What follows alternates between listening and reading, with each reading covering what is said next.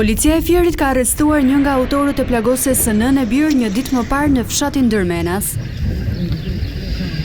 66 vjeçari Ali Qimili së bashku me djalin e tij Afrim Qimili qëlloi me armë në drejtim të Suzana Mërnicës dhe djalit të saj Hysen Mërnica. Nga të shtënat nuk pati të dëmtuar, edhe pse fillimisht u raportua se Suzana Mërnica ishte plagosur me armë, por nga ekspertiza mjekoligjore rezultoi se nënë e birë u lënduan nga goditja e motomjetit me të cilin ata lëviznin nga makina që drejtonte 23 vjeçari shpallur në kërkim.